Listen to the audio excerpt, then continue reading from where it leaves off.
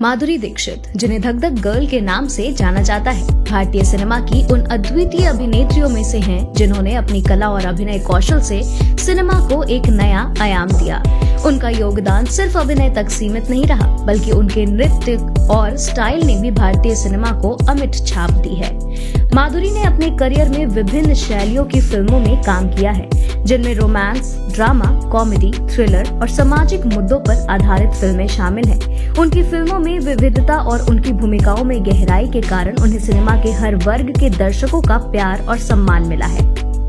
उन्होंने दिल, साजन, हम तुम्हारे हैं सनम, देवदास और लज्जा जैसी फिल्मों में गंभीर और भावनात्मक किरदार निभाए। वहीं राजा, अंजाम और प्रेम ग्रंथ जैसी फिल्मों में उन्होंने अलग अलग सामाजिक और नैतिक मुद्दों को पर्दे पर उकेरा।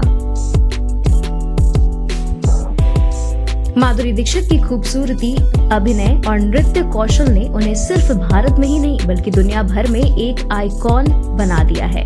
उन्हें अक्सर भारतीय सिनेमा के गोल्डन एरा की प्रतीक के रूप में देखा जाता है, जहां उन्होंने दर्शकों के दिलों में अपनी गहरी छाप छोड़ी है। हम आपके हैं कौन जैसी फिल्मों में उन्हें पारिवारिक और सांस्कृतिक मूल्यों का चेहरा बना दिया, जिससे वह भारतीय घरों में एक आदर्श बहू और बेटी के रूप में देखी जाने लगी।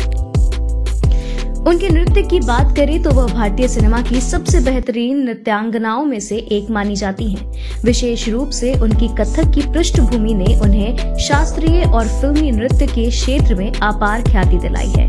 दिल तो पागल है और देवदास जैसी फिल्मों में उनके नृत्य को खूब सराहा गया है। फिल्म देवदास में उनके द्वारा निभाए गए चंद्रमुखी के किरदार ने उन्हें एक बार फिर से आलोचकों और दर्शकों का भरपूर प्यार और सम्मान दिलाया।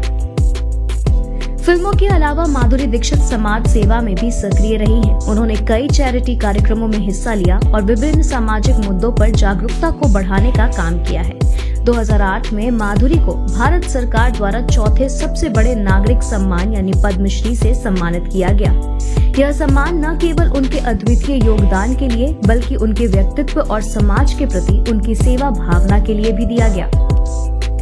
उनकी निजी जिंदगी की बात करें तो माधुरी दीक्षित ने डॉक्टर श्रीराम नेने से विवाह किया और फिल्मों से कुछ समय के लिए दूरी बना ली। इसके बावजूद दर्शकों के बीच उनकी लोकप्रियता कभी कम नहीं हुई। 2011 में भारत लौटने के बाद उन्होंने टेलीविजन पर अपने करियर की नई शुरुआत की और कई रियलिटी शो में जज के रूप में नजर आई। झलक दिखलाजा जैसे डांस रियलिटी शो में उनकी उपस्थिति ने नई पीढ़ी के दर्शकों को भी उनके साथ जोड़ दिया।